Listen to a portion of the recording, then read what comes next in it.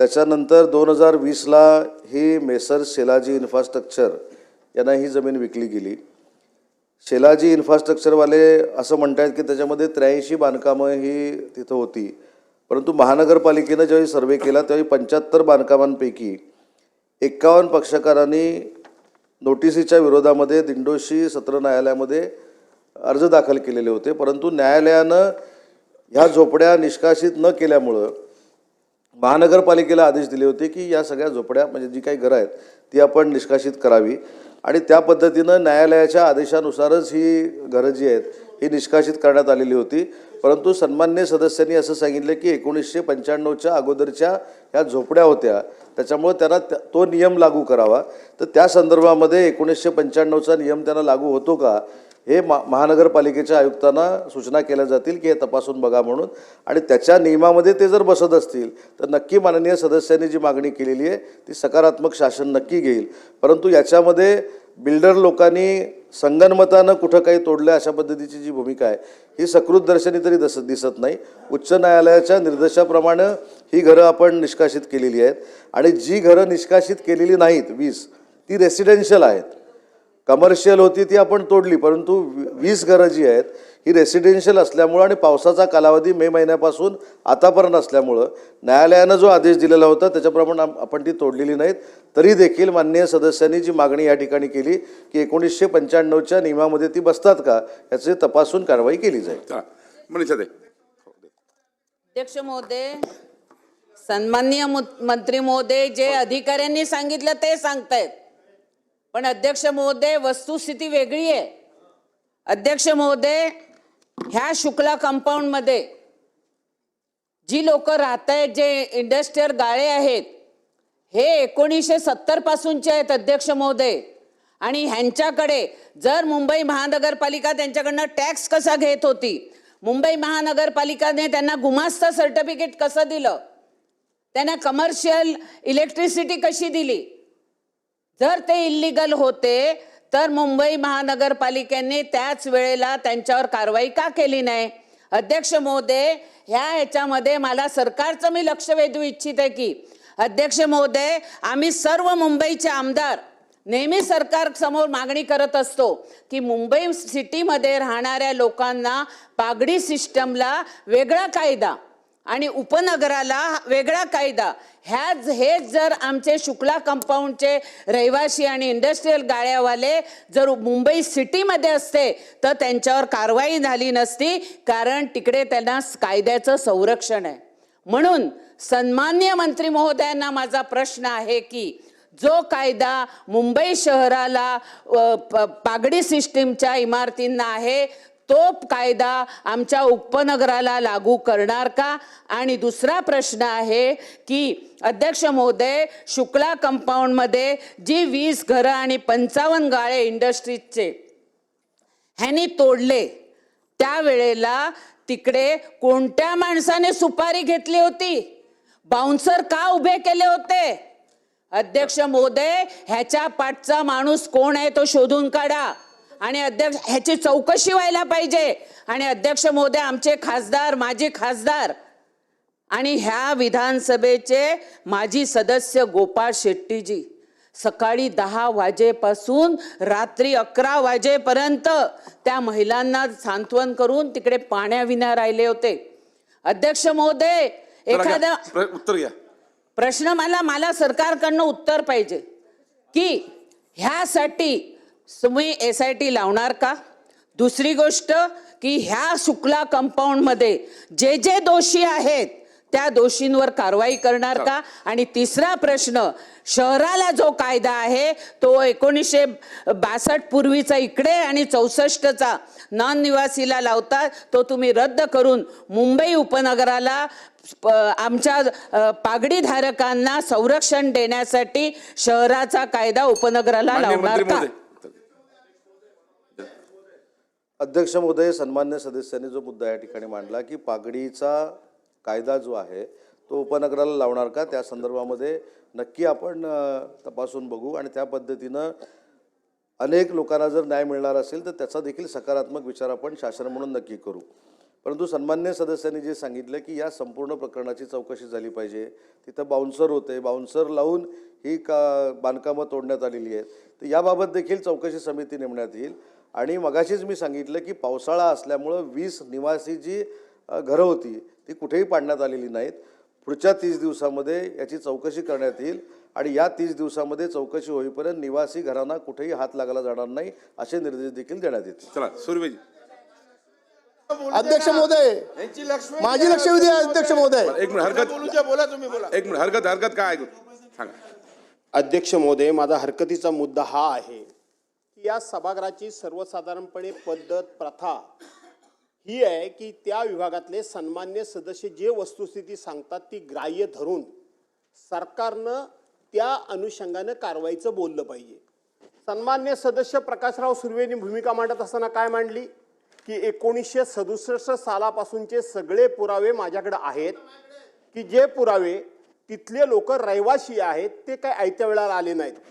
मंत्री महोदयांनी सांगताना काय सांगितलं अध्यक्ष महोदय की 2020 साली 1967 कुठे आणि 2020 कुठे.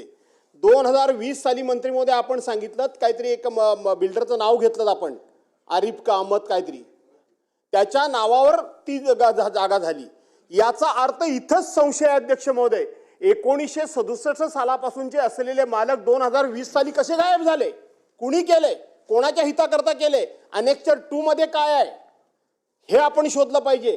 आणि आपण आता असं सांगताय की आम्ही त्या संदर्भात चौकशी करू, म्हणजे तुम्ही कमर्शियल बांधकामं तोडून मोकळे झालात आणि मोकळे झाल्यानंतर तुम्ही चौकशी करताय, म्हणजे अगोदर फाशी नंतर चौकशी, ही चौकशी अगोदर का नाही केली. आणि म्हणून या चौकशीमध्ये सन्मान्य सदस्य सांगतात त्या पद्धतीनं ते जे लिगल असतील तर त्यांचं पुन्हा तुम्ही पुनर्वसन त्या ठिकाणी करणार का, त्यांना पुन्हा त्या ठिकाणी जागा देणार का. सन्मान्य सदस्य म्हणतात की कोर्टाने कुठेही घरं तोडायला ऑर्डर दिलेली नाही. आपण हे रेकॉर्डवर आणता का की कोर्टानं घरं तोडायला ऑर्डर दिलेली आहे म्हणून. आणि म्हणून ही घरं कोर्टानं तोडण्याची ऑर्डर दिली असली नसली तरी सुद्धा तुम्ही यांना संरक्षण देणार का. आणि जर चुकीच्या पद्धतीने एखाद्या बिल्डरला पाठीशी घालण्याकरता म्हणून एका रात्रीत जर 7/12 बदलला असेल, प्रॉपर्टी कार्ड बदलला असेल, तर ते करेक्ट सरकारच्या वतीनं महानगरपालिकेच्या वतीनं करून त्या लोकांचं पुन्हा पुनर्वसन करणार का. चला प्रकाश सुर्वेजी. मंत्री महोदय सुर्वेजींचं उद्या मग एकत्र उत्तर द्या. अध्यक्ष महोदय, बोला. मंत्री महोदयांनी उत्तर दिले, थातून मात्र उत्तर आहे. ते अत्यंत हुशार मंत्री आहेत, त्यांना कुठल्या मुद्दा कुठे न्यायचा त्यांना उत्कृष्टपणे कळतं. गुगली टाकायमध्ये मास्टर आहेत, ते तरुण आहेत आणि प्रश्न घ्या, सुर्वे आमच्या साहेब, पक्षाचे प्रश्न घ्या. 2nd नंबरचे नेते आहेत प्रश्न ते. घ्या. पण त्यांनी उत्तर त्यांना अधिकाऱ्यांनी काहीतरी त्यांची विसंगती ब्रीफिंग चुकीची केलेली आहे. प्रश्न घ्या. अध्यक्ष महोदय, 2012ला कोर्टामध्ये केस होती, मान्य. 2012 पासून 2024 पर्यंत हे अधिकारी असं बोलायला नाही पाहिजे. झोपले होते का हो, काय AC मध्ये बसून फक्त मजा बघतात. हे अधिकारी, वरिष्ठ अधिकारी, IAS अधिकारी तिथे AC मध्ये बसतात आणि इकडे निर्देश तोडतात. गरिबांची घरं तोडायचा हा न्याय कुठला आला अध्यक्ष महोदय. दुसरी महत्त्वाची गोष्ट हे तिथले जर डीम कन्व्हिन्स म्हणून आपलेच हे आपलं दालन आहे, हेच डीम कन्व्हिन्स म्हणून हे देतं, सर्व त्याचे पुरावे जमा करतात, ते एनेक्शनमध्ये नाव होतं, वोटिंग करतात, 67 पासून असणारे पुरावे आहेत आणि तरीसुद्धा त्यांच्या तोड करावी होते. आणि कोर्टाने आदेश काय दिले होते पालिकेने, आणि तीसुद्धा कधी काय ह्या परत कोर्टामध्ये गेला आणि ह्या अधिकाऱ्यांवर कंटेम्प्टची हे टाकली. आजपर्यंत मला सांगा या भारताच्या इतिहासात एकावर तरी अधिकार कंटेम्प्ट झाला का हो, पण नाही. आणि यांच्याशी संगनमत करून अध्यक्ष महोदय मला बोलू द्या, महत्वाचा प्रश्न आहे. तिथे 500 घरांचा प्रश्न आहे. आपण पॉइंटेड प्रश्न विचारा, उत्तर मिळेल असं नाही अध्यक्ष महोदय. आणि त्या विभागात असंच नाही, आणखीन बऱ्याच ठिकाणी अशा नोटीस दिलेल्या आहेत, जसं आपला अशा प्रत्येक ठिकाणी अशा नोटिसा दिलेल्या आहेत आणि ती लोक भीतीच्या वातावरणाखाली जगतायत. माननीय उपमुख्यमंत्र्यांनी तात्पुरती स्थगिती दिली, त्याविषयी आम्ही रात्री 12 वाजता भेटलो, त्यांनी तात्पुरती स्थगिती दिली, त्याबद्दल मी एकनाथ शिंदे साहेबांचा मनापासूनचा आभारी आहे. पण ही जनतेसाठी जर कंटेम्प्टच्या भीतीने तुम्ही एवढ्या मोठ्या प्रमाणात कारवाई करता आणि तुझं प्रायव्हेट बाउन्सर घेऊन कारवाई करता आणि परत त्यांनी काय अध्यक्ष महोदय ऐका, हा महत्त्वाचा मुद्दा आहे. हिंदू धर्माचं मंदिर त्यांनी तिथे बंद करून टाकलं होतं आणि शेवटी पूर्वी जनता उतरली आणि त्या बाउन्सरना मारलं आणि ते हिंदू धर्माचं मंदिर खुलं केलं. म्हणजे केवढी दादागिरी विकासाची चालू आहे. हे कशासाठी चाललंय, कुणासाठी चाललंय? गरीब जनतेसाठी आपण आहोत की या विकासांची पायघड्या घालण्यासाठी इथे बसलेले ते अधिकारी.